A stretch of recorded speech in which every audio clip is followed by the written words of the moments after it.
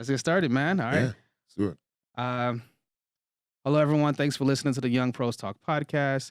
My name is Redmond. I am your host, and this is episode 13, Benji Films. And I have my good friend here, Benji, and we're going to talk a lot about film. How's it going, man? I'm doing great. Doing great. How you been? I've been great, man. A Yeah. lot of crazy. Been a crazy day. Long day Imagine. trying to, you work a 9 to 5 and then you grind. Yeah. That's The a 5 to 9. That's where it all matters. Then it's right. You work 9 to 5 at a day job, and then you grind 5 to 9. So that's gonna be a new phrase I'm gonna put into somewhere. Yeah. So I hope it ain't coined somewhere already. Yeah. Right? No, don't worry. You find your own way to put your brand on it. Right. So man, let's just start it off with the most generic question, I guess they say. Just tell us about yourself, man. Well, I'm 27 years old. It's very specific. Yeah. Right No, I'm starting just from the basics. Grew up in the West End of Toronto. Been doing video production for about 5 years now. Okay. Been doing it as my own business for the past year and a half, almost 2 years now. Okay. And so for me, I've just been just branching out, trying to focus on a few different other genres than what I normally focused on initially when I began. But overall, just grinding. So what when you say West End, what part of the West End we talking about? We like So- Etobicoke, or are we talking like way before that? I'm talking like a Etobicoke. So, Etobicoke, okay. Yeah. So Yeah. so you could categorize me just a little bit outside of the West End, but Okay, yeah, So, because I'm you know. always, I'm not from Toronto, so like Yeah. when people say West End, that's literally me crossing to the other side of Young. yeah, You know what I'm saying? And a lot of people are like, that's not deep enough, that's not far enough. yeah. So you've been doing film for 5 years now. Mhm. When you first started, man, what made you decide that this is what I want to do, this is what I want to get into? You know what? For me, it was actually a bit of a trip because I didn't even really go in with the intention of wanting to do it myself. Really? Like I just had an idea for this club I was a part of in university, and what we were trying to do was really elevate it beyond just taking pictures Mhm, of students and spotlighting them. And I said, Mhm. hey, why don't we actually interview them, talk to them about where the inspiration comes from, where they like to buy these types of things. And so I think from there, it just really got to the point where we're like, hey, if we're going to do this, we got to have somebody quarterback the project. And so they right. said, okay, well, who wants to go in front of the camera? And I'd never been in front of the camera before. Right. I said, I don't think I can do that. And they're like, all right, well, if you're not doing it, we're not going to do the idea. And Really? at that moment, Wow. I think that was the greatest sense of urgency I felt, where I was like, I know this is a great idea and it needs to get done. So even if I do it and I make a fool of myself, I just want to try it, see what happens. That's So- good, man. That's good. So it started from right there, and then was that your first introduction into like wanting to decide to do film, or was there some earlier inspiration that attracted you to film? Well, I mean, I was attracted to it back in high school, and Mhm. and uh, there were means to where I can try and start. And I thought about buying my own, little handy camera and starting, but I feel like I was discouraged a little bit early, and so I kind of just let that get the best of me then, because I didn't know any better. Mhm. The age of 15, 16 years old, just whatever happens, you just roll with it and say, hey, that I guess I won't do it. And so I think when I revisited the whole idea of that in university, but I was starting off in front of the camera, it was kind of exciting because I initially thought I wasn't great at all. I didn't think I was good. Yeah. And a couple people were watching my stuff and they were like, hey, this is really good. I find this really interesting. And I was like, whoa, like, thank you. Mhm. Like, that's good Yeah. feedback. And I noticed more and more as I did it, like I was hearing good feedback. I was also hearing where I could improve to make it even more enjoyable. Right. But just hearing the fact that people cared about what I had to say and were interested in watching more of what I wanted to do, thought, heck, might as well Yeah. take this and run with it. Yeah. And so from there, it went from me, just doing that one idea that I pitched, Right. over to having few other segments that were part of the school's media hub. We covered a lot of things going on campus. And so from there, it was just a natural progression where I eventually moved over to learning how to use the camera, Right. and then right. eventually focusing on being behind the camera more Right. than in front. So Yeah. that's kind of how my progression went from initially starting to eventually into where I Yeah. am today. I feel like that happens very often, with Mhm. people, because even myself, this podcast. hmm When I started the podcast, now I get like you get the feedback, and people are like, "Yo, you're actually good at this," Yeah. and same. I was like, "Really?" Yeah. like, I didn't even, because it's something that I decided to do, that I didn't even think I would be good at, that I Mhm. didn't know it was a skill that I would have. Mhm. I was just like, I had an idea, kind of like you. Mhm. I think I didn't pitch it to no. I did pitch it to somebody, but it was kind of like just my own individual idea. And I remember I wrote a proposal and everything, Mhm. and I put it on paper. And something my grandmother taught me was like, write it down because people take you more seriously when it's in writing than Mhm. as opposed to when you Just loosely talk you just about it. loosely talk about it, you Exactly. pitch Yeah. it and what however. Mhm. And so yeah, I started to do it, and then I would have people listen to it. Like now I have even my aunt listen to Wow. it. Like It's amazing. she's telling she's having other family members listen to it, and they're like, "Yo, you're good. You need to keep going." Mhm. Because for a minute I was gonna quit Mhm. Wow. because it was just it was hard to. I realized the structure I wanted to have, like which was having guests come on and we talk, we shoot the shit or Mhm. whatever. It was very difficult to schedule. You know what I Mhm. mean? Like people are busy. You know what I mean? Then my Yeah. process is, yo, let's link up for coffee or something or drinks or something. Let's talk. Let's get to know each other before um Jumping into the jumping into conversation. the Yeah. conversation. Because I don't know if you ever been to or listened to podcasts or interviews where it just seemed real, like just what's the word I'm looking for? It just seems Dry or it seems dry. It seems like it's kind of rehearsed, like it's scripted, and yeah. they're trying to say the Mhm. words right, but it don't feel as authentic. Yeah. Whereas my podcast, I'm like, I want it to feel authentic. I Mhm. want us, I know the topic is about film, but I want us to go off and talk about whatever because that's just how a Mhm. natural conversation Yeah. goes. You know what I mean? So Mhm. that's how. So I'm in the same boat, man. I'm feeling the Mhm. same way. So, but you did that film project, right? Mhm. Now, when was the next time you did another project and was like, okay, I'm really getting into a groove? Was this after you started learning more about the camera, or were you just still trying things out? I mean, while I was learning how to use the camera, I was still doing stuff in front of it from time to time. But I think where it really developed for me was involvement with things around campus and wanting to cover things more myself. And so just being able to have the autonomy to go from saying, oh, I need someone to come film this, like I want to elaborate on the idea. I'm like, if I can learn how to do it, I'll just do it myself. And so I started engaging with some different clubs, different organizations, just really helping them to tell their story. And eventually, as I developed that, I just said, okay, let me start branching out and doing Hmm. that for myself outside of all of this. Okay. Because if I can do it with businesses outside of the university and I can just be able to develop my own relationships, there's something bigger there. Hmm. And so I think from there, that's when I connected with friends who offered me projects. Actually, a close friend of mine, Kevin Wilson, gave me a project to be able to get involved with this basketball team Hmm. that Hmm. was just starting off in Niagara. And I think that initial opportunity through there when he connected me with them opened a lot of doors just Hmm. because at that time no one had really seen my potential or my Hmm. caliber. Hmm. It was just really word of mouth or who was willing to just like give me a chance, also who needed me and was anybody else available at the moment. And so with that opportunity opening up for me, like I took it, ran with it.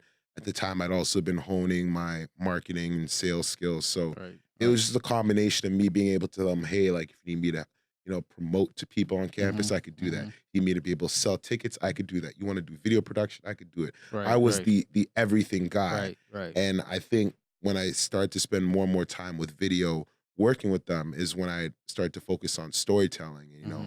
find different aspects in sport that inspired me storytelling and Hmm. finding a way to be able to bring that over to the team Hmm. itself so that they can get their fans excited about Right. watching them play. And so I think that was one of my probably biggest learning curves where I got around being able to learn the structure of how the story can Right. affect different businesses and Hmm. Hmm. organizations, then also like how I can find my own unique way of doing that. And so that was my turning point where I think everything went on a really upward trajectory and it gave me a lot more opportunities when people saw I was working with a professional basketball team. Right. Wow. So when you were doing all of this and you were learning how to use the camera, were you taking classes or anything, or was it just all self taught to how to use the camera, camera angles? I know I'm taking film classes right now, and they talk about like thirds or whatever and the camera and stuff like that. Like, were you self-taught or did you take a course somewhere or So for the most part, it really was just self-taught. wow. But I did have colleagues that I can give credit to that I looked Okay, up to good. as mentors and Mhm. were there to show me how I could achieve certain looks, certain shots, Mhm. how to be able to properly set up exposure, Mhm. just even the process, the pre-production, the Right. day of the shoot, after the Right. shoot when you're editing, how to arrange things. And Right. I can give much credit to those people because they did teach me some structure that I needed to know. Because at the Good. start, when I Yeah. initially wanted to do it real bad, yes, I was doing it at a high pace, but I wasn't necessarily doing it the right way. But the more Right. I Right. started to ask about the process and figure out, you know, what were different things I could do to be a bit more sharp here, is when I learned, okay, if I do it this way, here are the Mhm. results I can get. And the more and more I gradually progressed into bigger projects, I noticed I had to up my level of professionalism Right. on that back Right. end. And so Right. I eventually gained more mentors who also Mhm. showed me even better ways and more efficient ways to be Mhm. able to work in terms of production, Mhm. and pre-planning, and also how to effectively get the shots that I want, the cinematic, the exciting shots that when people see it, they're like, wow, how did he get that? You Right. know? Right. So you had a lot of people um helping you and inspiring you to get all of that knowledge and stuff and give you tips and stuff. Exactly. So damn, I forgot my one question. But the one question I have for you now is with all of that, when you do a shoot now, how do you go about planning that shoot? Really for me, it depends on the client. It Mhm. depends on the client because certain clients may not need as much planning beforehand. Mhm. But for the most part, for me, I just have, a template I like to run down with and a workflow sheet. So Okay. if it's something a bit more simple, I'll just do, the template walkthrough and really it's just a discovery form and figuring Mhm. out what are their needs, what are their wants, who are they targeting it to, how do they want it shot, when do they need it delivered by, All right. things of that nature. And then for me, like what I like to communicate, because I think it's important to over communicate, Mhm. and also just setting expectations. I show them a workflow sheet. So if they need to understand where we're along the process, whether we feel like we're stuck or not, it's like, here we are on this list in the process. Mhm. If we Mhm. need to get from point B to point C, We got to do this first. we need Right. this done. Mhm. And if we're not getting it done, this is why we're You're at this not getting the halt. result. I got you. I Exactly. got you. Yeah. And so for me, that's really my process I like to walk through. I know that for some clients, they're not as stress heavy on it, or if I've Mhm. worked with other clients in the past, maybe we bypass certain steps. But for the most Mhm. part, when I'm starting with someone, I'm really obsessed with the process and making sure they understand, like, if we skip steps, Mhm. it may alter the results. And if they alter Right. results Right. So you and we may not skip get the steps on their product you term, want at the they don't end. get the product they want, Right. and I can't be held accountable for that if they want to skip steps. Right. So Right. I'm just always trying to find that fine line to be able to communicate it and not make it seem like I'm coming off aggressive, but I'm making it seem as if I hope you're sure of what you're doing when you don't want to do this part, Right. Right. right? So how do you go about damn, I lost my train of thought again. Yeah, Crazy. no worries.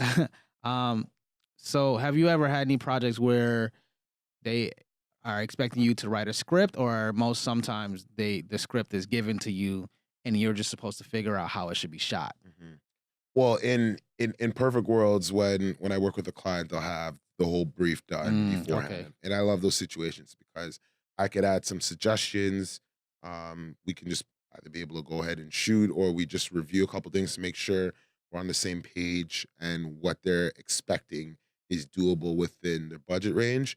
But then there are a lot of times where I have to help them formulate their idea, which I'm Mhm. perfectly okay with, but I just put a charge on that because that is my Right. That's time. more time that you have to put into developing the quality of the project. Exactly. Right. It's that, and it's also for me the point that I've had times in the past where clients and I have worked through that brief. Mhm. We didn't end up getting to shooting for whatever reason or another, Mm. and it Mhm. wasn't necessarily to my account, but those initial times when it happened, I didn't charge them for that planning process, Right. and that actually bit me because I was like, "Well, I put time to helping them do this. We're not going to film it.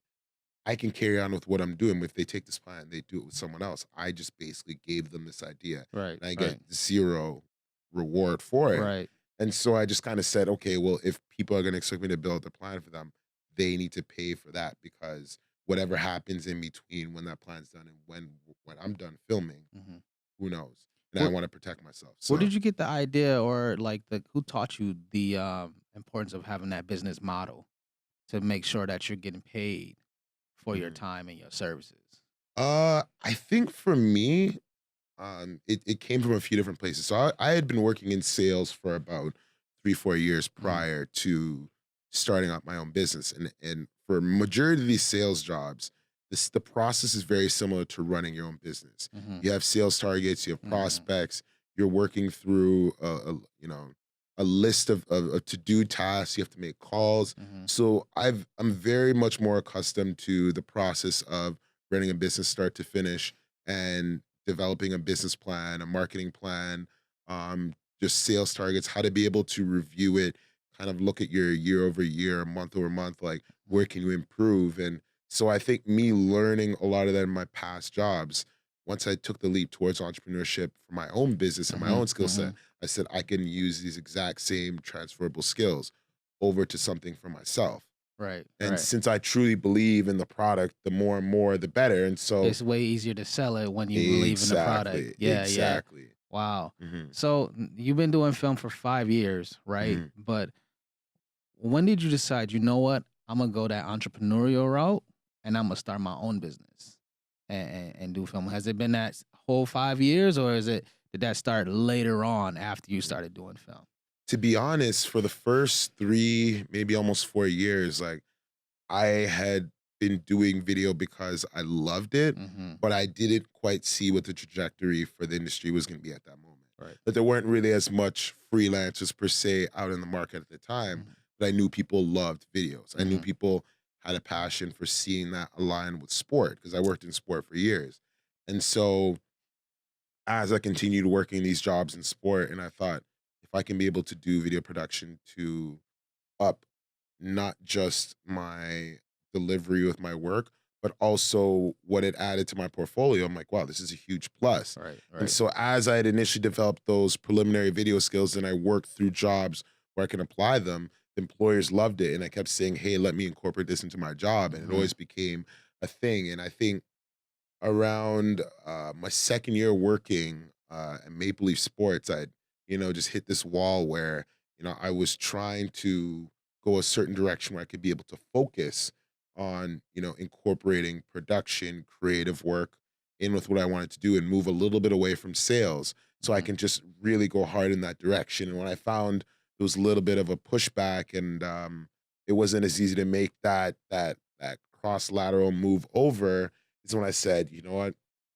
I had to evaluate. I had been Mm-hmm. doing freelance on the side for a little bit of the time being, and I was making cash. And I was looking at it, and I was saying the 1 month I was the most frustrated with my job, it's like it was a sign. I was making more money with that than my full time job. And I'm like, okay, well, put two and two together. If Right. I'm making more with my side hustle than my full time, and my full time is frustrating me, and I know how to run a business, Right. I can't be wasting no more time. I can't get mad at someone that didn't want to give me the opportunity to be able to do what I want to do when I can create my own Mm-hmm. opportunities. And I'm used to already taking those leaps. Mm-hmm. Maybe not a full on entrepreneurial leap where I'm betting on myself 100%, but I'm used to taking those leaps. And so when the opportunity came and I thought, hey, you know, I could do this because I know there's people who want to buy into me. And for years before that, people had been saying, you should do this full time, but I didn't know what that looked like. Right. Right. And when I learned how to run a business is when I said, now I know what that looks like. Yeah. Yeah. I developed relationships in the industry and that helped me Yeah, understand yeah. more. And it brought you to this point here. Yeah. Wow, that's crazy, man. That's amazing. Hmm. It seems like a long. Was it difficult? Like, did you have any of your own, like, oh, should I be doing this right now? Like, I tell you a conversation I had with my friend. He was on a podcast too. He just started doing stand up comedy. Hmm. He quit his job, his full time job that he did for 8 years Wow. to focus on um full time stand up comedy. Wow. And when I was talking to him, one of the things I asked him was like, you had to talk to your parents, you had to talk to his parents, tell him whatever, and he was like, he his parents were, or somebody was saying to him, like, can you do stand up comedy and work Mm. full time, right? And he was basically like, I was doing that and I was failing at that. So I figured I would take all of that time to On his focus, craft. hone on this craft. Mm-hmm. And I love it. I gotta try. But he was like, what was interesting to me was he was more afraid of not trying than he was of like trying to do the job and then doing comedy both at the same time. So did you ever have a feeling too like, I'm afraid if I don't try to do this right now that it may not be good for me. I'm not gonna enjoy. Like you frustrated with your job, you making more money on the side doing the freelance, or you like, I gotta try. I'm afraid if I don't try. To be honest, I did reach that point. I reached that point, and it was something that I wouldn't even say I was scared that of mediocrity per se. Mhm. I think what the eye opener for me was some of the people I had been working with at the time being were okay with mediocrity. And I was like, it's Yeah. crazy. I could walk into a room Mhm. and I could be I could be considered on the same level as them. And no disrespect to them personally, because Right. they were all great people. But if they were okay with accepting the way things were going and they didn't have as much control on their outcomes versus me, I knew I had more control and I knew I had that extra creative ability that can Right. drive revenue for me. I'm like, by me turning away that, I'm accepting I'm accepting mediocrity. Right. And Right. I was just like I was more turned away from wanting to be normal with that. Like I was Right. completely okay Right. with being different. And I'm like, if being different means I bet on myself and I end up winning in the end, I Yeah. gotta do it. If I told myself if a year from now I made the same money I made working there, but I'm doing what I love more, then I'm like, Mhm. wow, that's already a first win. Exactly. Yeah. If I twofold Yeah. the income, that's an even Yeah. bigger win. If I threefold it, then I'm laughing, you know? Mind you, I feel like we live in a society today where you never know what will happen when you're working for another organization, Hmm. right? You never know if they decide to go in a different direction Hmm. and then like, you know what, Benji, we don't need your services no more. Yeah. You know what I'm No, saying? I agree. So like I was having this conversation with a friend. Like I'm feeling like now we're in this era where more than likely now, because of how things are trending, Hmm. especially with the future, with the frequency of robotics and AI taking over a lot of the human labor, Hmm. are you better off starting your own business, than working for a company? You know what I mean? Because like you can possibly like if you fail at that company or you're starting your own business, then you can only be looking at yourself. You know what I mean? But then when you're working for a company, it's like, well, what's the reason why you don't have a job no more? It could be a million things that have nothing to do with you. And I don't know if this is something you thought about Yeah, no, when definitely. you decided to start your own business because those are things that I'm always thinking about like like companies will let you go for whatever reason just to keep the bottom line. Hmm. You know what I mean? Like, and then, I think that film is very big right now, Hmm. and we were talking about it pre-show. There are actually different types of film, different Hmm.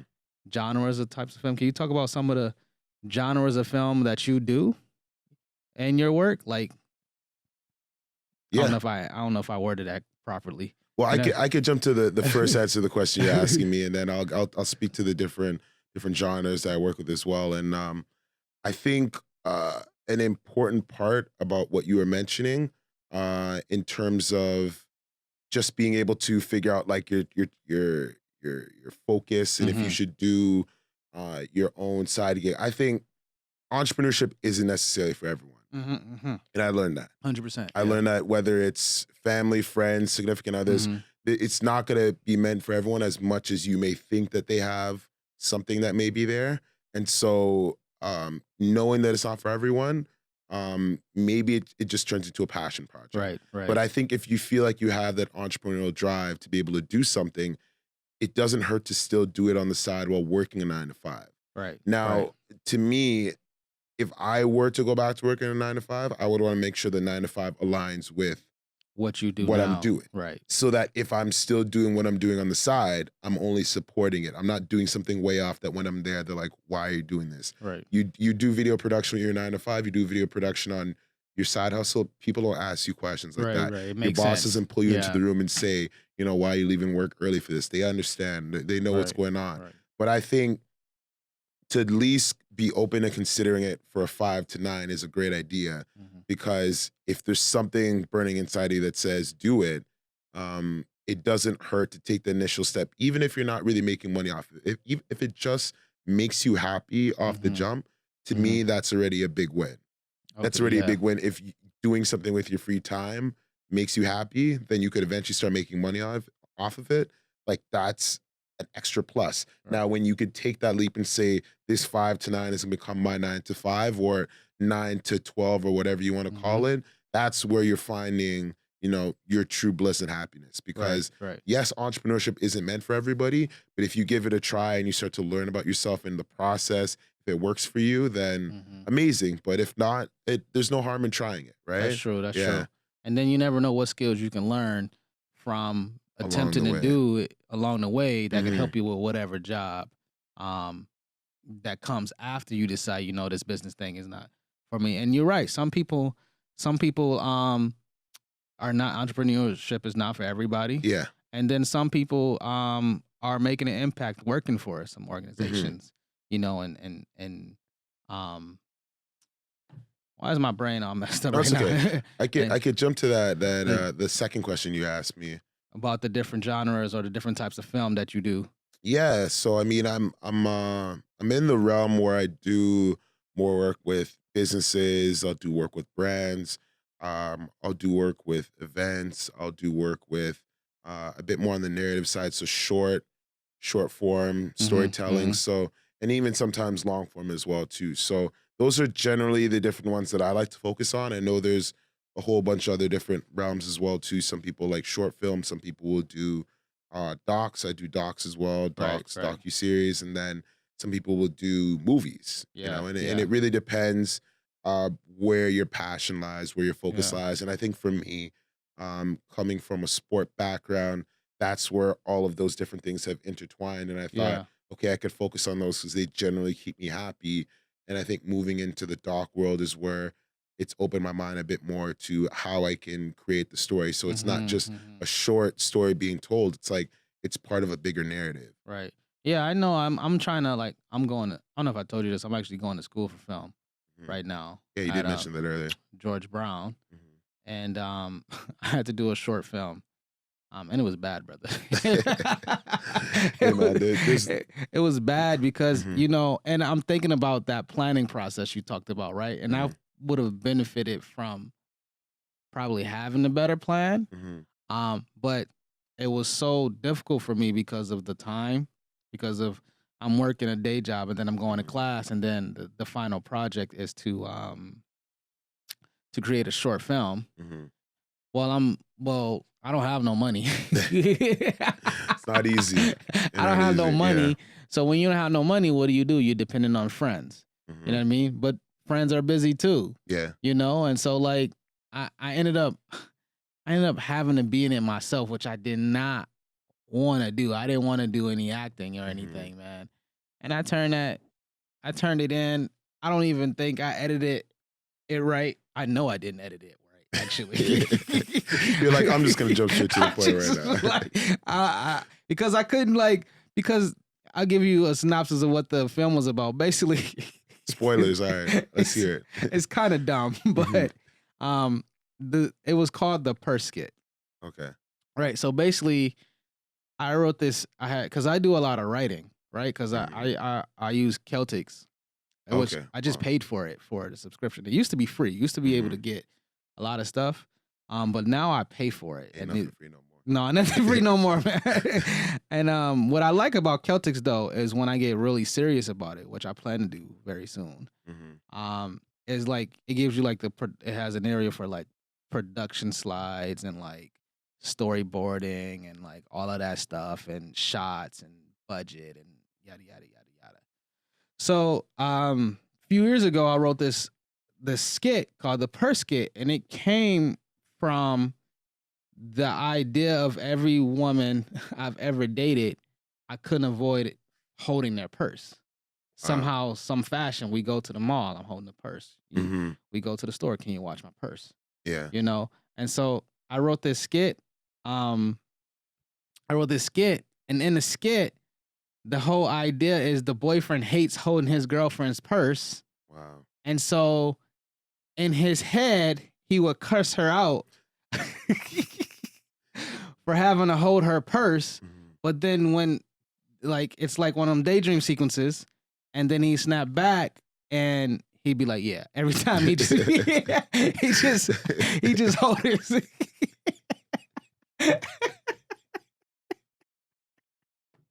You just hold it anyways, right? You can't win, right? I don't know if you ever seen Rito Brown on Instagram, but he has like a little segment that's just like that. Really? It's like you said that, and it's like someone approaches him and says, "Give me your thing," and he's like, he has like almost like two sides. Like one side it'll be like, you know, him getting all mad and like cursing. The camera's like pushing into him.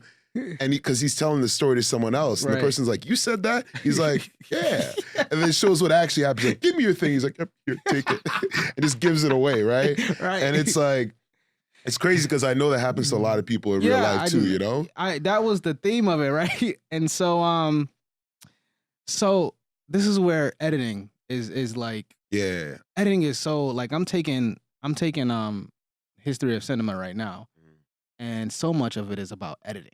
And editing techniques and how editing became a big, very actually changed film and its form and its way of telling stories. Yeah. And so, basically, I didn't know how to do that though, right? Like I didn't know, like I could take the video, you know, clips and put it in a logical order. That I wanted it to be. But when it came to that, I'm cutting to let people know that this is a daydream sequence. And this is not, this portion is a real life. Then I didn't know how to do that. So let's not talk about the grade I got in that class. Live and you learn. Live and you learn. No, it's true, man. And editing is like, so what do you use that? Do you use Adobe Premiere? I use Adobe Premiere. Yeah. I also use Final Cut from time to time. It really depends on the scope of the project. If it's something that needs to be done really quick and it's simple, then I'll keep it just with Final Cut. But if I know I'm going to be spending a long time on it, if I'm going to need to be integrating different graphics or just using Photoshop on, I'll use Adobe for that just because the suite just makes it easier to be able to, you know, work between different applications. So, do you ever use After Effects at all for our graphic stuff? Or from like, time to time, I've used it, yeah. Okay. Yeah, it's because I use Adobe Premiere Pro for the class. As a matter of fact, actually, when I took an editing class as part of my program. They teach it on Adobe Premiere Pro. Okay. So I don't even know Final Cut. Mind you, it's expensive. Yeah. Apparently. Well, it's what it was for me was that it's a Mac application. I use a Mac computer. Right. I got it when I was working in production years back and kind of held on to it. So you got it. So you good. So yeah, okay. Yeah, I got it. Hey, I should have started film when you started film. You know, it was just one of those things where when I needed it for work and it was on my laptop, when I was done working there, I was like, oh, I got it. Yeah. That's it. I'm not gonna list where because I don't want them to come after me. You know, it's crazy though, because Adobe, like I pay for like a subscription. Oh, like, yeah. You pay for the subscription and then you can use like the whole Adobe suite. Yeah. Because I do pay for that as well too. Yeah. So I mean, I'm being a good kid out here. I do pay for that, and I use some different applications in the suite. What other applications do you use in the suite? I know we talked about After Effects and Premiere Pro. I use Lightroom if I'm like editing photos. Recently, I've been getting into using Adobe Spark more so. What's Adobe Spark? I haven't heard that one. Spark is really just this. They give you different templates you can be able to use to design like different flyers, or not necessarily web forms, but you could almost make like a portfolio website.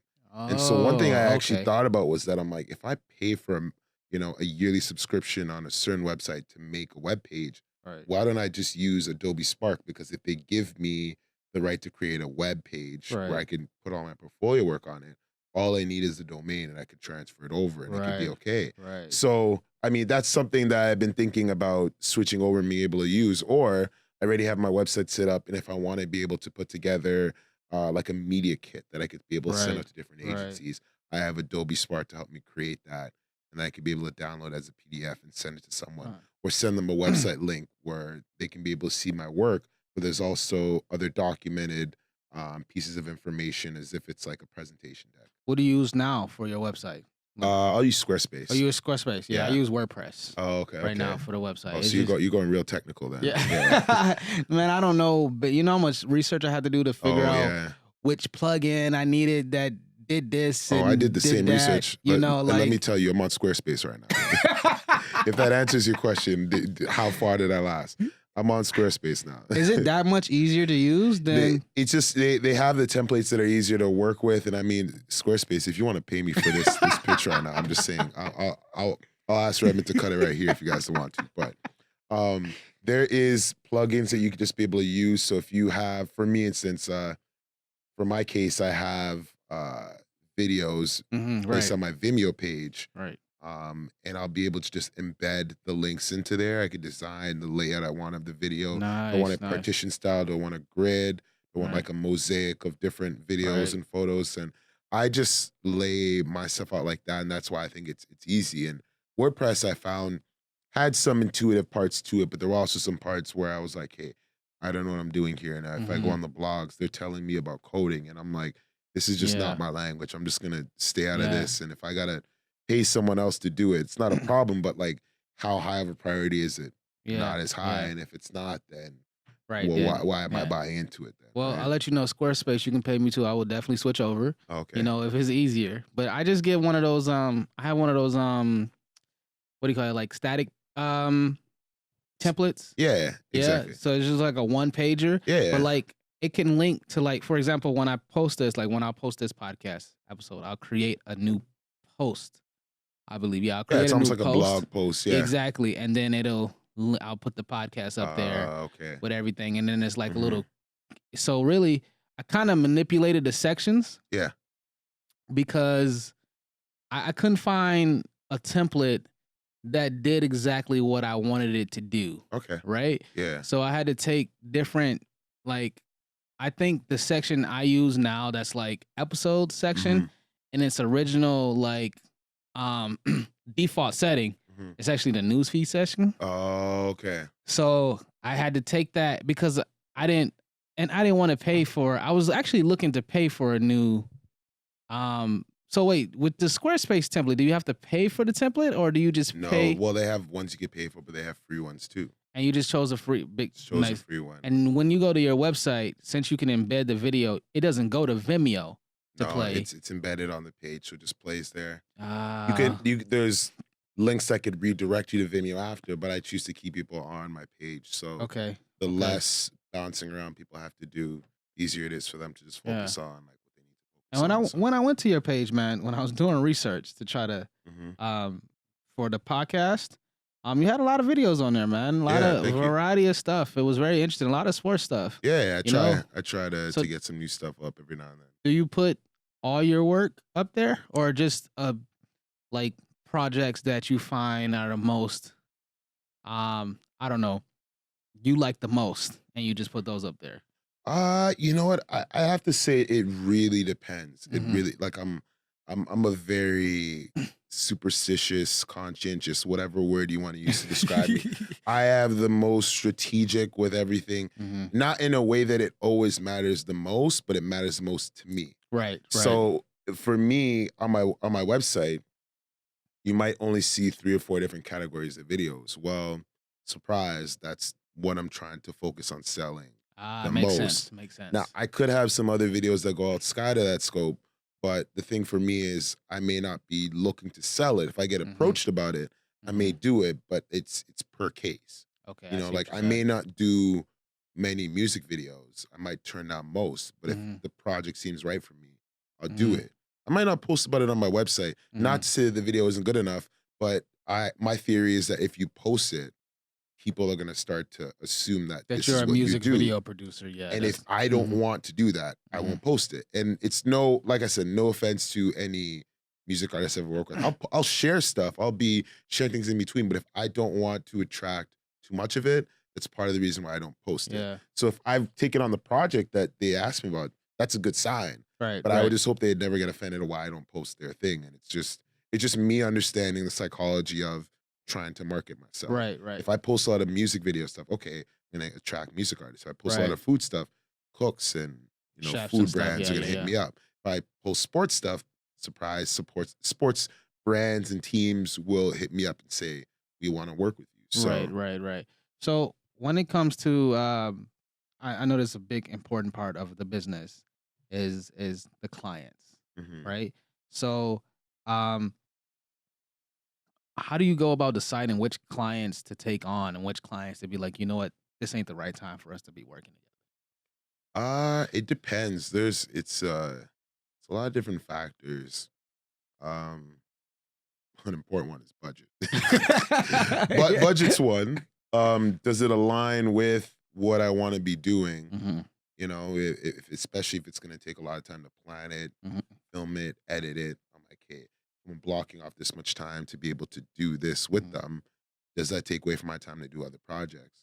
Um, the relationship, like, Yeah, is there absolutely. going to be a long-term relationship? It's like, yes, this project may not pay as much this first time around, but will they, will they honor the fact that they can pay me more in the future Hmm. and follow through in it? And if I don't feel like the trust is there, if I don't feel like it's something I want to see myself doing long term, I just won't do it.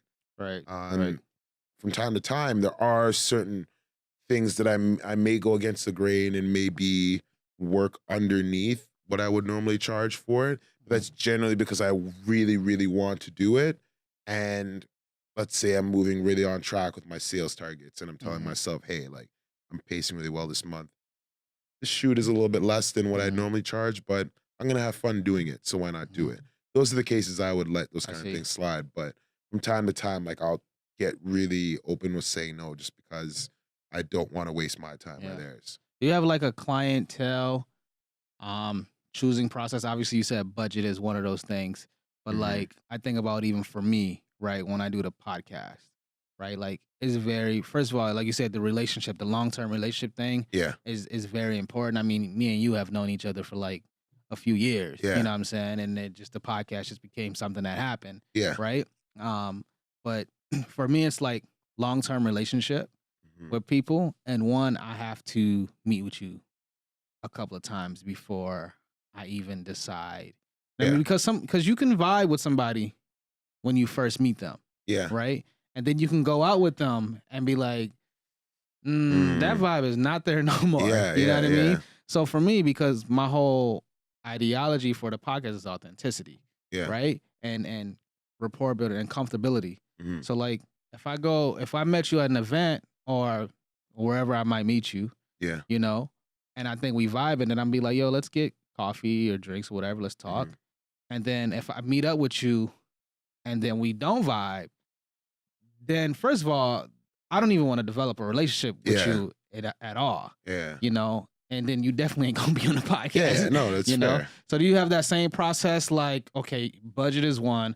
Okay, do I even like this person? Do I think do they give a good vibe for me to even do client work? You ever get like very demanding clients that like Fair. want yeah. Yes.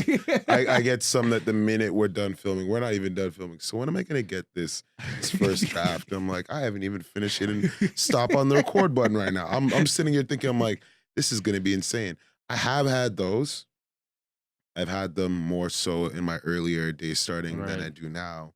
Not that I'm anywhere really past my early days. I'm still in year two, but year two of running my business. But I would say I kind of I take some time to set the expectations early to avoid that. Like if I Yeah, know yeah, that they absolutely. want something really quickly turned around after filming, that's cool. I set the expectations early, while, and then after, so that I don't feel like they're bombarding me with questions on where it's going to be.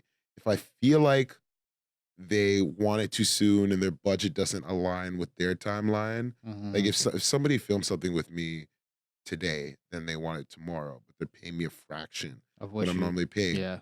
I'm telling them two things. Either A, it's not going to get done that quick, Mhm. or B, realistically, like You gotta this, up the it's budget. yeah, either up the budget or I could just let you be able to openly work with someone else, and there's no harm Mm, done. mm, But I think for me, just being able to have that conversation early and setting the tone, for the most part, it's helped me avoid the idea of running into those types of clients. right. Now, from time to time, those people may catch you by surprise, Mhm. but I think it's about how you manage those expectations when that stuff happens.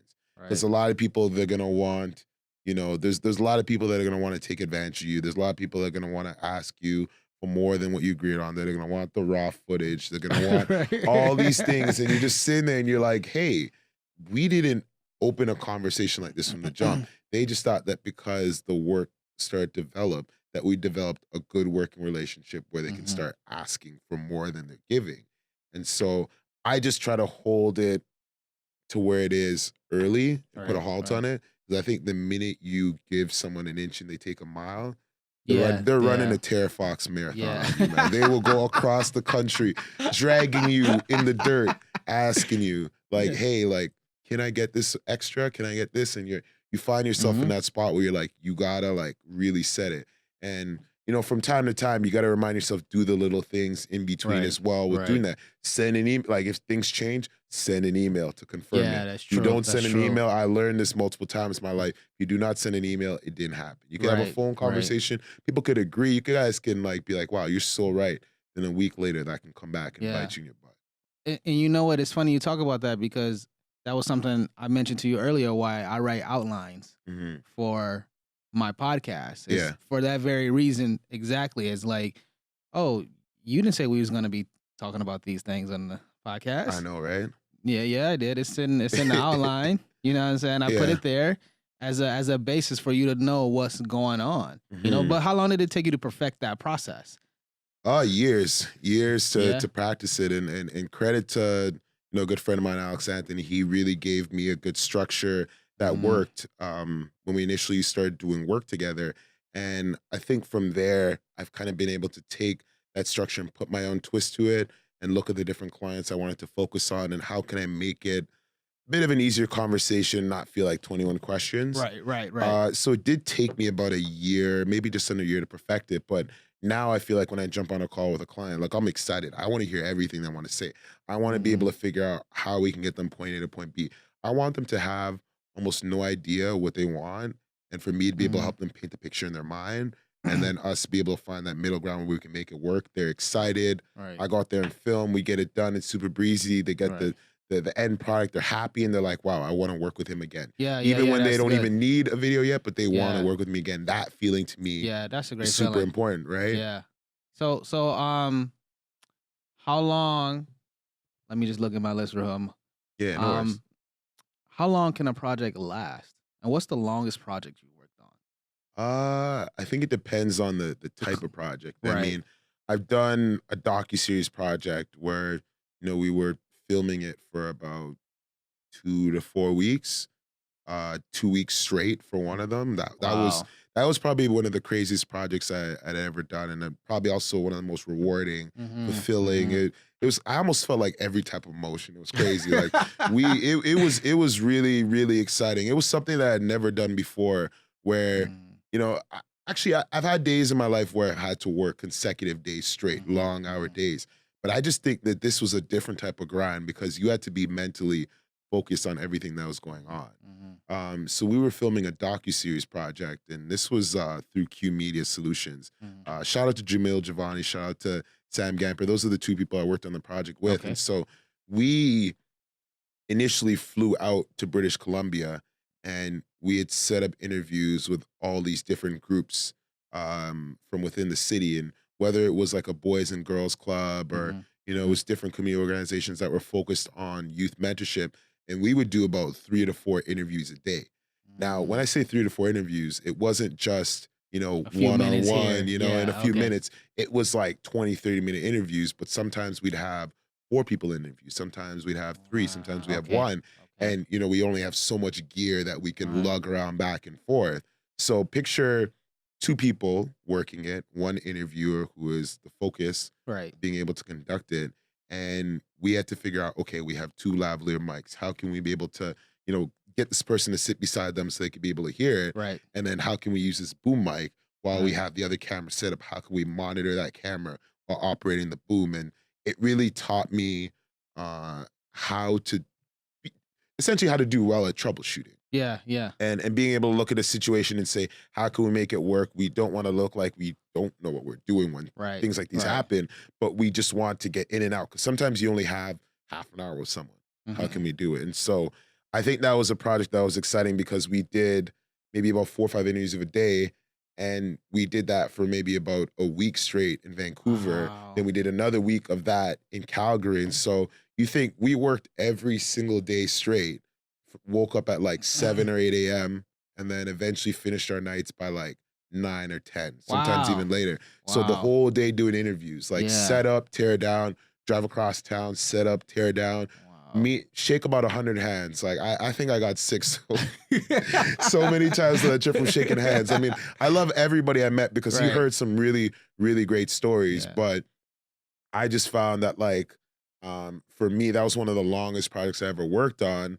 Because we even came back to Toronto after that and closed that chapter off, where we did Wow. about a week straight, where we were still interviewing different groups. And so uh, I think that was probably a project that was more longer than anything I'd ever done, but it was very exciting and it taught me more about filmmaking than what I'd learned from Yeah. Yeah. before. It also gave me a better introduction into documentary Yeah. type work and Yeah. and figuring out ways to drive narratives and get people to draw emotion when they talk. Yeah. So I found that was a really, really good example of like a really long-winded project. Is when you do a docu series, when you're doing filming that, is it different than when you're filming like a like fiction or something like Mhm. a short story, for example? Like when I took one of the classes I had to take was introduction to film production, Okay. and at the end we did a short film as a whole class, and I didn't realize.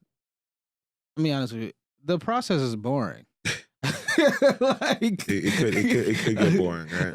like it's literally like set up, shoot a scene for 30 seconds. Okay, break it down. Or do the scene a couple of times. Okay, Mhm. let's get it. And then one of the issues we had, you come across troubleshooting is very important in film. Mhm. One of the issues was we got an outside scene, but it's during the daytime. But it's night and the sun's going down. Can we get this shot Mhm. the way we want it before the sun goes down? Yeah, 'cause You know what I need it, mean? yeah. So is it when you're doing a docuseries, is it a lot of like just turn on the camera and like rolling and going through it, or do you like record, stop, record, stop, record, stop? Well, it was like what you said, we had to troubleshoot a lot because certain rooms we went into, they didn't really have The lighting a or lot of something? lighting, Yeah. but then they also sometimes weren't big rooms. So we Mm, want to set up the lighting where like, can you see the light in mhm. the camera, the camera Right. image? So we're like, okay, if the light is here, how can we position it differently to still expose their skin tones properly, Mm, be able to achieve the look? And I think with something like that, uh like we had to really think strategically, but we worked around a lot of those different problems. I think what was great is a lot of the interviews we did were during the day, so we had a lot of natural light that we right, can right. use as a key light. Then we just fill the other side that maybe got some shadow casted on it, and so what a lot of it became for us was being able to walk in a room and say this is going to work or this is Mhm, not going to work. mhm. And if it's not going to work, how can we at least salvage something of it to be able to, even if it's short, get something quality out of it. Right. But for the most part, we made almost every interview work, Okay. whether it meant that we had to relocate to a different room Okay. or we needed to like shift the camera a certain Mhm, way. And mhm. I feel like we've done it all. Yeah. So with a docuseries, is there a script or is it just interview questions that you just ask and then record and set up and stuff? So I mean, with this like every series could be different in Mhm. itself, but for this one specifically, like there was a focus in trying to tell the story of different cities within Canada and how they all correlate or how they all Mm, differ. And so okay. a city like Toronto and how they handle youth and youth that are going through gang violence or bad influences Right. is much different than Vancouver, Right. but at the same Right. time there are some similarities. And Right. so us trying to be able to draw the narratives to to align those similarities and show people, hey, like as much as Vancouver may be different than Toronto lifestyle wise, here's how we can align and just be able to look at each other and say, hey, you do that one thing and it really works. Right. And at the Right. same time, we do something that works that may help you and Right. finding a way to bridge that gap. And so that's what I think majority of the goal with this project was, to bridge the gap, to tell the stories, Mhm. to really spotlight, community heroes that I Right. think don't really get much recognition, but are Mhm. doing a A lot lot of of big work. things Mm. that, to be honest, a lot of people don't see in the news. Yeah. And so youth that are just steering away from trouble, or just different people who have gone through stuff that turn their life around, that are dedicating their lives Mhm. towards helping Mhm. others. It's like being able to tell the stories can inspire other people who may want to do the same. And so that's where the wheels kept turning with it. And we didn't just stick to just asking questions. We figured out, okay, how can we be able to capture things in their environment and intertwine that into the Mhm. story as well? It just reminds me. I don't know why it made me think of this, but is it Brookfield Place? Yeah, The building yeah, downtown. downtown. They had this art exhibit Hmm. going on. It was like I don't remember exactly, but it was like showing a community in Brazil, Yeah. and then showing a community in Toronto, Okay. and showing the similarities between the two cities. Hmm. Obviously, Brazil and Toronto are completely polar opposites in the cities Yeah. as far as city dynamics. Hmm. But I mean, there are definitely some similarities, Yeah. and that's what makes me think about with this project that you worked on is Vancouver, Calgary, Toronto. They're all different cities. Hmm. They have different issues, but they have similarities in Hmm. those issues. But which one of those was your favorite city to shoot in, man? Um, Don't that's a tough don't say one. Toronto. No, I mean, I've already, I can't give Toronto that answer right away just because like I've already filmed there in the past, but I would say it was kind of interesting to hear about Vancouver. Yeah. It was interesting for me because a city like Vancouver, I'd lived there 3 years prior to that. Okay. So I kind of I went in with a different assumption for Vancouver.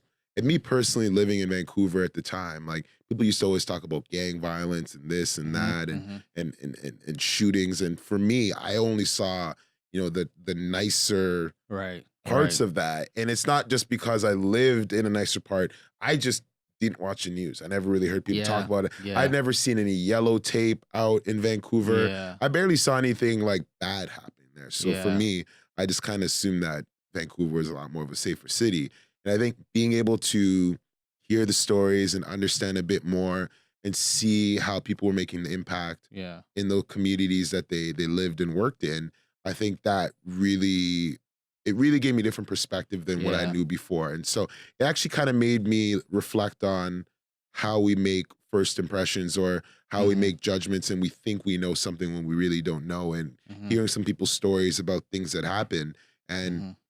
a lot of weird things were happening too there, where one of the interview rooms we did was in this hotel right along the waterfront there in downtown Vancouver.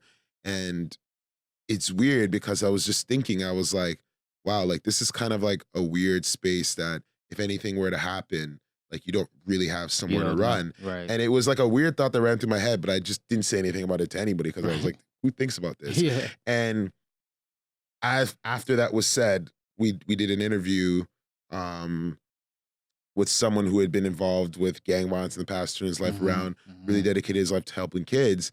And this guy had mentioned, hey, like, while the Vancouver Olympics were going on, this whole room was actually shot up with like a machine gun. So people Wow. were in here and died. And like it's like I was thinking, like something happened, you don't really have nowhere to run because the Wow. water's right there. You're in this room, it's full of glass, and that's facing the street side. And so when I heard that, like it gave me perspective, like we may not think those things happen, but they Yeah, happen. And they yeah, they absolutely. happen when Yeah, it's busy too. People wouldn't think things like that yeah, would happen during the Olympics, but it did. And so like yeah, I was like, wow, I can't take Vancouver, yeah, lightly because they're just as we are. Their gang violence may just look different than our gang yeah, violence, yeah. Yeah, it's man, perspective definitely it's always good to get different perspectives on different things. Yeah. And for me, as you know, I don't know if I have told you this before, but I'm not from Toronto. Yeah. I'm not from Toronto. I'm from Detroit. Yeah. I'm sure people could tell by now from the accent. The accent, man, it's like Yeah. the best thing I got going for me right now. it's like the number one skill of mine. I'm not gonna lie. Sometimes when I hear accent, it kind of makes me feel warm inside because I'm like, I like Redmond's accent. You know, you told me Detroit. I could have thought you were like Southern or something. You know, I get that all the time. You know, what I'm Yeah. saying? I remember. No, I'm digressing, but I remember I was in a Nando's. Yeah. I was in Nando's, and this was like probably the first year I moved here. Yeah. And this girl that worked there was like, "Oh, you from the South?" And I was like, No, I'm not. I mean, then I was like, south of the Toronto, yeah." You know, and then she was like, "You're not from the South?" I'm like, "No, I'm not from the South." And then she was like, "Well, I like Southern accents." I was like, "Well, girl, I'm from as far south you want me to be." You point where I'm south, I would tell you I'm from there. You You know? pick a state, and I will be from there. You know, but it's funny because I didn't realize that I had, like, I didn't realize my accent sounds Southern. You know what I mean? And if you meet people from where I'm from, or if you Yeah. meet people from the South, they Mhm. wouldn't say that my accent Oh, was yeah, Southern. probably not. At Yeah. all. Yeah. But you know, it's funny because everybody notices it when I meet people. Mhm. Everybody, it's the first thing Yeah. they say, like, "Where are you from?" Like, you Mhm. can't be from America and live in Yeah. Toronto or something, you know. But back to the perspective thing. One thing I found interesting living in Detroit. Mhm. I grew up in Detroit. I grew up on the east side of Detroit. Went to university there, and then I moved to Toronto. And then I remember, for some reason, I don't know why, I was like, "Where is the hood in Toronto?" Because my experience coming to Toronto, because I used to come, my grandmother lived there. I come every Mhm. summer, so like I was always exposed to the very nice areas, the very Mhm. cultured areas, you know, like the Kensington markets, the St. Lawrence markets, the places that are very, very beautiful and nice, you know. So I was just curious for some reason, like, what is considered to be Mhm. the hood in Toronto, because I just find Toronto neighborhoods to be very nice. And then somebody told me stay away from Jane and Finch. And I Mhm. was like, okay, where is, mind you, I didn't even know. I was like, where's Jane and Finch? Like, Yeah. You couldn't where even point it on a I map. could, Yeah. I didn't even know what direction is that? Yeah. Is that the East End or the West End? Yeah. I don't know. And they're like, Jane and Finch. And so I avoided it for the longest. Mhm. And then, not on purpose, just because Jane and Finch is actually quite far It's not close. Yeah. from where I It's live. not close to most things. Yeah, so I was like, it's just far. I'm not gonna go to Jane and Finch for no reason, right? And so then, I had a friend that I was going to visit, and she lived in the Jane and Finch area, Yeah. and I was like, I don't know if I can make it out there. That's too Mhm. far, you know. But then I went out there, and when I got there, and I was like, yo, Jane and Finch, this is the hood. I was like, this shit is nice. I was Especially like, coming from Detroit, you probably seen it all, you know? Yeah, coming from, bro. When I grew up in Detroit, Where'd you grow up in? I grew up on a street called Outer Drive. Well, Okay. I lived on a few streets, but one of them was called East Outer Drive, and I lived between two abandoned houses. One side was an abandoned house, and the other side was an abandoned house. And you know, actually, the other crazy thing, I lived in another neighborhood, by Chalmers Street. People can Google that later and figure out where that's at. Yeah. So like, this area of where I lived in Detroit was a block from another city called Grosse Pointe. And you would cross the street and it would look totally different. Wow. It would look completely different. Wow. And it would always blow my mind that like you went from like broken down houses to like grass not being cut to like Wow. crappy street roads and all of this stuff, right? Mhm. Literally, you would cross the block over. It's a nice neighborhood, nice Everything park, is like- benches, Yeah. businesses, and everything. So Mhm. that was always a crazy dynamic for me. And I know I digressed a little bit. The other thing about, you said something about first impressions, and I got a theory on this. I think first impressions are some of the biggest BS Mhm. there is to ever, like, we focus on first impressions, and it's important. First impressions will get you the job, but I feel like we've all had that experience where like first impression is like dope, and then you get to know them, you're like, It's true. Nah, It's you know true. what I It's not mean? always everything, you know? No, so I feel like we hold too much weight on the first impressions. You know what I mean? Yeah. Even with jobs, man. Like there have been people that have been hired for jobs that it was like, oh, they seem so great. Hmm. I remember an old boss of mine I thought was so amazing. Man, I hated this guy after he got the job. Oh, because I was a part. Like at that time, they had like students be a part of the interview process. Yeah. So I interviewed him. I was like, oh man, he seemed so humble. We showed him the room. He was like, I've lived in smaller. I was like, oh, he humble. Yo, he was an asshole after that. Yeah, Man. oh, After he no, got the job, you know? I've seen those situations. It's because it really what people have to remember is you are still selling yourself until you get in. And when Exactly. people get in is when they show the true character, right? Yeah, it's true. But I always try to like I guess it's different for other people, but for me, I like to show my true self. You know what I mean? But I also understand that your true self doesn't always have the best parts. Like sometimes you don't always display the best parts of yourself. And I've had that experience where maybe I said something that I probably shouldn't have said. Yeah. And then later on, I'm like, oh, that's why she hate me. Or that's why they don't make sense, you know? So let's go back to the film, man. So you got your own film business. You're doing things. You mostly focus on trying to do sports types of collaborations. Yeah. But having your own film business, what do you find is the most challenging aspect of running your own business? And how do you usually handle those challenges, man? Most challenging part, I'm not gonna lie. I'll say two things. First thing is being as strict as possible with my day-to-day task. Because I find it's very easy to get straight off when things pop up.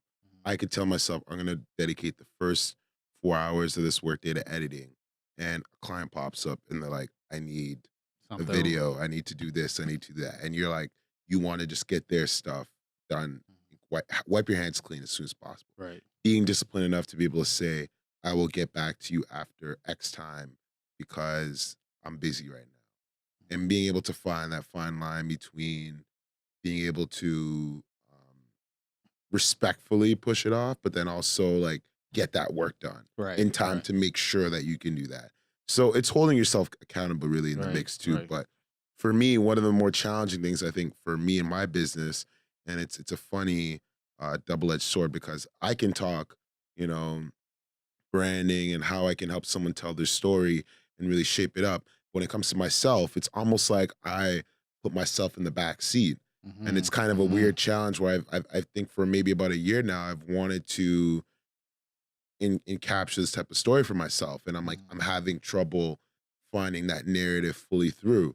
And I want to be able to do that so that when people want to buy into me and understand me, they can be able to watch this and it has a bit about me and what I do, almost like a video business card. And I feel like I've done a lot of these for other businesses, but the challenging part is why do I feel slow doing it for myself? Right. So I'm almost challenged with like not putting as much work with marketing myself because I think I know that I sell myself better with face-to-face sales or through referrals or meeting people in person as well too. Like I generally do pretty well with all of that. So I feel as if I've kind of put myself on the back burner for how I want to market myself. Where in the end, I kind of look at it and I think this is very important. It's hard for me to analyze those numbers right now. So that's probably part of why I haven't felt like I've been hit by not doing it. But I think that it's definitely put my growth at a halt to a certain degree. But I'm still successful with what I do. But if I want to take my business to the next level, that's what I need to do. Right. You Do know? you think like because it's just you, right? It's just you handling all aspects of the business, right? Yeah. Well, for the most part, like I'll generally be handling the business for the majority of the work. And from time to time, when the client budgets open up to bigger, I'll subcontract some other people who I know also are within the industry. So this depends on the scope of the project, but generally day to day, it is just me. So would you be looking to like find somebody else to, depending on how many more projects you start to get, the work starts coming in constantly, would you be looking at like, you know what, now I'm getting a lot of work. I can't do all this work by myself. I need to have somebody part-time or like an intern or something to like be able to turn around this content. I would be open to that. I think I've chosen to take my time with it, I got but you. I would Yeah. be open to it. But I think the more challenging part is finding the right person that aligns. Because I Right. know there's a ton of people that I could work with Hmm. doing that, but like, are we both aligning in terms of where we're at and where we want to be? Right. Then also the breakdown of the work. Are we going to split it how we would like to split it, or somebody going to not be happy? If someone's going to not be happy, I know it's not worth everyone's time and energy. And we're Right. better off just like waiting to find the better person or pursuing and searching for that. But I think for me, generally, that's where I felt like as well. If I want to kick it to another level, it may mean that I need to partner with somebody Somebody else. else. Right. But I need to find the person who's the right fit. Maybe it's Makes not just one sense. other person, maybe it's two or three. Makes sense. And I've Yeah. had friends that we've talked about the idea of that, but like um I find if everybody isn't as enthusiastic about it, that's also a sign that if we were to initiate it, but only a few people end up doing more work than the others, 80 Yeah. 20 rule will burn you out in an industry Exactly. like this. True. So, True. True. So when you do videos, like this might be a crazy question. You know how a lot of filmmakers they have like a signature for something mhm, they do to like sign off that work. Maybe it's an editing style. Maybe mhm. do you feel like you have some type of signature with the work? Like you look at it and people, well, for yourself, you'll know like, oh yeah, that was some work that I did, or nah, you just kind of do the work and go with. You know what? I feel like more in the past, I had a bit of a style or look that really, when people watch it, they knew it was me. For me nowadays, I'm not looking as much to stylistically hold myself firm to one look per se, Hmm. but be a bit more of a chameleon. But partly just because certain clients' needs and looks may be different than others. But I think if I'm doing like event recaps or stuff with sports, it'll have a certain look and feel, Hmm. but everything else it can kind of be open just because um I think in general, like certain styles, like a corporate talking head video Hmm. is gonna look the same 8 out of 10 times unless Right. they just Right. don't light it properly, then that's just a whole that's just a bad Because it's a conversation. corporate, it's Yeah, kind of yeah. got the same formula, right? It's got the same formula, Exactly. and then you just shoot, bam, and then go. Whatever that Yeah. is. Okay, how many projects do you usually balancing at one time? I would say in like a month, I'm probably balancing anywhere from like 10 to 15 projects. Wow. It could vary on the month too, right? Because there Right. could be a lot more demand in certain than others. But I would say about 10 to 15 is about my reasonable middle point because they need to account for the shooting, Right. the editing, and also even the pre-planning Right. before. Right. So if you look at it, it's about a day or two per project. So I Right. think it usually balances itself out considering I'm one person, Have right? you ever had come across a project that you wanted to do, but couldn't do because you had so many other projects you were already working on, or you were like, or even a project that you couldn't just take on, you couldn't take on just because I don't have the time to take on these projects. Have you had to turn down projects? I have, and you know what? I'm not gonna lie, it's very challenging in those moments because and this is why I always tell people like make sure when you charge appropriate rate for your work, it reflects the fact that you may turn down other work you may not be able to do. And so sometimes clients I'll tell them the pricing for my work and they'll say, wow, like I didn't think it'd be that much. And I'm like, well, if I'm doing work with you, not to say I don't want to be there, but Hmm. if another project were to come up and I also want to do it, I need to make sure that if that other client was going to pay more Hmm. or the same amount, I'm not losing by taking this on with you. Right. At Right. the same time, too, like I need to just be sure about it and I'm not cutting my ends too short. I don't want to Hmm. take on a project that's gonna be, all fun and games and nothing for me at all. Then I turn on something that means a lot to me that can Hmm. financially put me in a better spot. And then all of a sudden I'm in this torn spot where I already made the commitment and I don't want to back out of it because in a business Hmm. like this, your word is your everything. Right. And Right. so that's where I think making those decisions and really reassuring and educating people Yeah. on why it's Yeah. important can go a long way. That's I think for a lot of people the challenging part is being able to portray that message without feeling like they're coming off aggressive, Right. is the tougher part in that. But I have had to turn those down and it's challenging. But um things for myself I remind myself daily of is that if this is happening right now where I'm at with my career, there's always going to be more coming around. That's true. That's You know, true. I was in England while the NBA finals were going on. I actually got credentials to be able to cover the NBA finals. And for someone like me, like Wow. I wouldn't have ever thought something like that would ever happen Right. years back. I never thought I'd be able to get to that level, but I have to remind myself that, you know, if I've been able to manifest something like that to this point, if I've been able to work myself to this point where I can get that, there will be more in the future. And even though, you know, I already had that trip planned and I had to turn away the work, there'll be more. Right. If it's not in Toronto, it's somewhere else. I mean, but True. knock on wood, it's in Toronto Yeah. again. But if it's not in Toronto, it'll be somewhere else. And I can't be mad at someone else. I can't be mad at myself. I can't go to my family and be like, you know, I wish I didn't take this trip with you guys. No, I have to I have to embrace things for what they are. I respect it. Right. And then tell myself, okay, I know you're not happy you had to turn this away, but more good things will come your way down the line. Just keep working at the same pace, even if not harder than you were working before, and those things will align. Yeah, man, you've been everywhere. I'm trying. England, Vancouver, you know. That's one thing I love about Torontonians is y'all travel everywhere, man.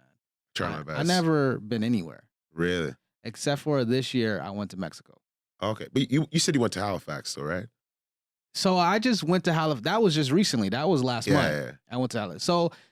So you know what? 2019, I've probably traveled the most I've ever traveled in my life. 2 places. Because I've been to, I flew to Calgary this year. Oh, nice. And then I went to Banff. Okay. And then in February I went to Mexico and Tulum and all stuff like that.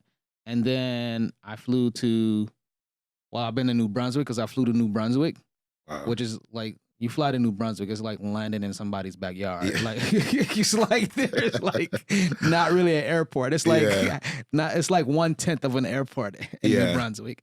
And then I was in Nova Scotia, which was a great trip, man. To sidetrack from the film talk.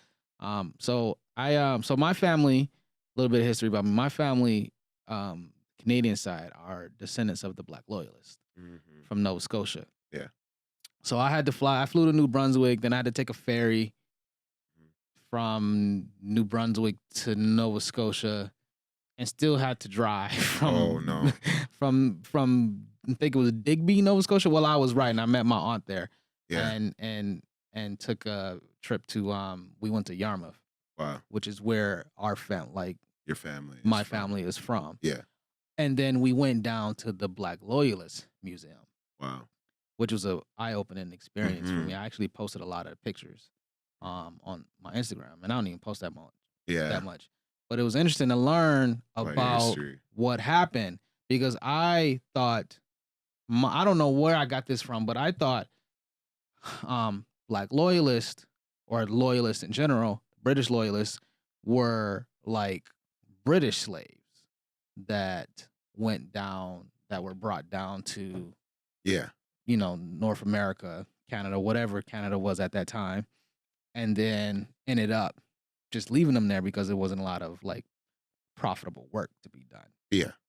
But come to find out, what I learned was Black loyalists were actually American slaves that came to fight in the war with the British, and in exchange, they would get freedom and the land. Well, what happened is the British lost. Yeah. Which the British didn't think they were going to lose. Yeah. And so when it came to give out land, well, they had the white loyalists, you know, and then they gave it by rank. And then by the time it got to, obviously the Black loyalists, there wasn't a lot of land to give. So they kind of all ended up in Yarmouth, Nova Scotia. Yeah. So I went there, but I can tell you, it's a place I will only go once. Yeah. Okay, that's fair. That's fair. Because just specifically Yarmouth, because I specifically Yarmouth. I went to Nova Scotia this summer, and I thought it was beautiful. Shout out to Nova Scotia. You guys got some great food, great great agriculture. You know, I didn't have any good. You had a lot of seafood while you was there? A lot of seafood. I did not have. I had some seafood, but I didn't think it was that great. Yeah, wow. That's crazy, right? You might have been having some better seafood than you got to tell me where you're getting your seafood from. So I went to this one place. I don't even remember the name of it. It was somewhere like not like 30 minutes from the music. I can't even remember like the small towns that it was in, but it was I was trying to be healthy, but I knew I wanted some seafood. Yeah. But and we got to the restaurant and they were like everything we do is fried. Wow. Okay. So I had some I think I had some fish and some scallops. Ooh, Fried wow. scallop. Love fried scallops, Yeah. yo. You know, pan fried scallops are really good. I don't know how I feel about deep fried scallops. You never had have you ever had deep fried I've scallops? had a deep fried scallop, and I'm not gonna lie, I preferred the pan fried one. Why Like do you- almost like it's almost like pan seared. You flip it both I know ways. what you're talking about, Put yeah. the bacon around the outside. What do you like about the pan seared outside of the fried? Outside of, obviously it's probably a little bit healthier. Yeah, well, not even necessarily just the healthier product, because like I ate some deep fried fish. Do that. So I mean, for me, I think it's just the texture of it. Like I think just being able to taste the freshness in it. Whereas I think when I put it in the fryer, or I guess when I've tried it in the fryer from the restaurants, it was more crispy because it's breaded. It's breaded, of course, but like the actual original taste of the scallop wasn't there as much. I think it just like dried it up a little bit. You know. You know what? Now that you're mentioning it, I agree with you. It's right. You're right. It's more. I don't know if you. It's a different consistency. Yeah, you it's a know? different consistency, but it tastes. This is gonna sound, I guess, kind of crazy, but it tastes more like it's just something that's fried, Yeah. as opposed to like it tastes like the actual meat you eat. Yes. You're right. Yeah. I agree with you on that. Mhm. But I've never really. Only reason I don't have anything to compare it to is I've never really had pan seared scallops. No, that's not okay. true. I was at the keg the other day and I had some pan seared See? scallops. How was it? Because Because I've never tried it at the keg, so I can't even be like, Well, what do you? the keg was the only place I've been that did it, to be honest with you. Wow. I feel like most seafood, like most restaurants, when they do seafood, it's like calamari Yeah. or it's like fish and chips. They don't usually- Calamari is hit or miss some places too. It's you definitely know? hit or miss. Yeah. But they were all right. They what they do is they pan they wrap it and bake it and they put it on like a metal skewer. Yeah. And then they give you some type of I want to say it's cocktail sauce Yeah. or something. So I would say you're right from that experience. It's just you definitely get more flavor of the scallop Yeah. from it being pan seared Yeah. than you do from it being fried. Yes. So I would agree with you on that. But it's back to film, man. We need to talk Yeah. about yo, food is an important part of my life, Hey man, I'm thinking about food when I'm not thinking about film. Exactly. And my girlfriend. I love my girlfriend, but I don't want her to get mad at me if she listens to this. I love you too, babe. Okay? Don't get mad at me now. And my family. Oh shoot. You know what? Look what you did to me now. Oh no. You just gonna have to Oh, like shout no. out the whole Yeah. Toronto. Like anybody I'd missed. You Yeah. you too. Yeah, You yeah, know. definitely. So let's get back to the film, man. Any new projects you taking on that people should be looking out for? It's funny because right before I came here, I was just filming something for Reebok, and so Wow. I know they're doing a really big push right now with their rebrand and whatnot. So that was kind of exciting. Recently did some music stuff.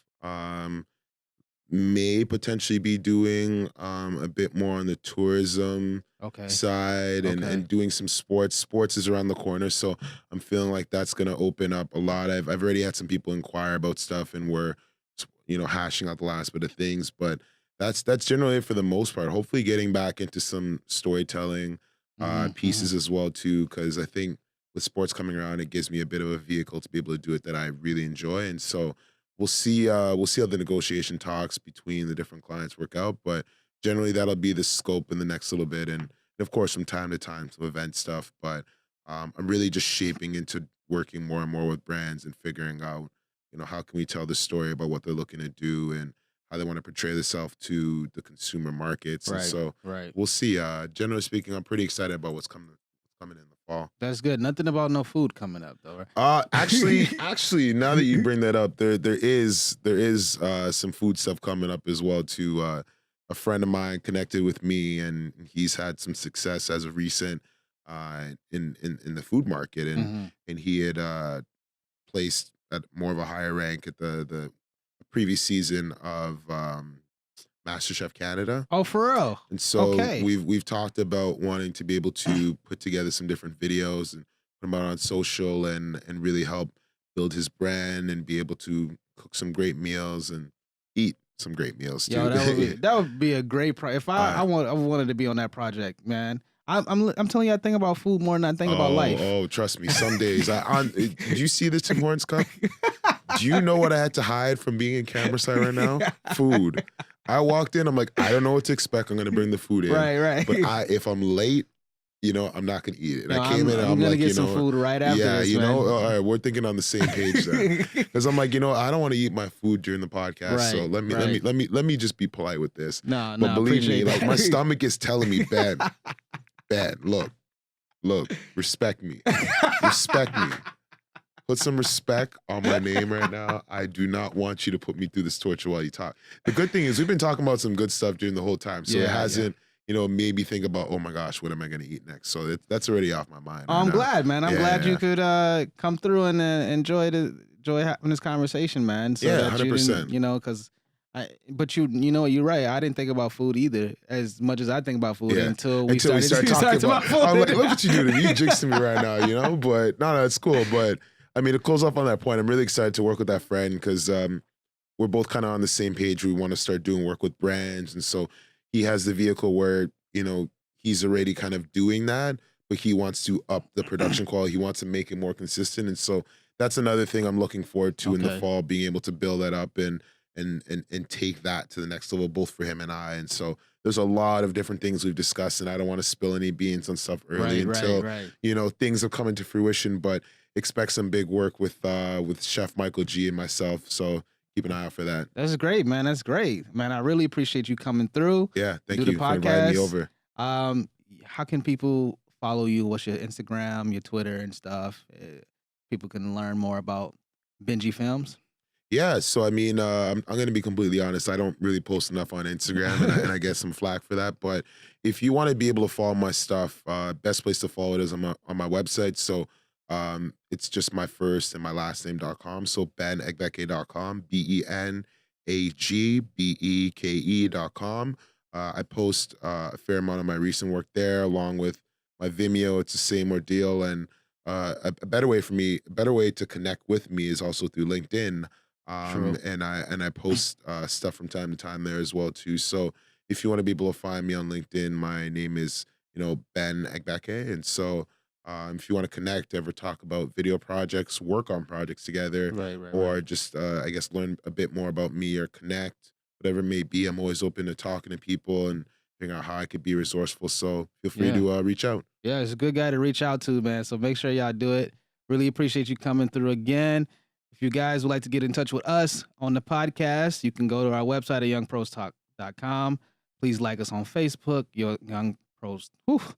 It's a mouthful, I know. And follow us on Instagram and Twitter at Young Pros Talk. Thanks for listening, everybody. Have a good one.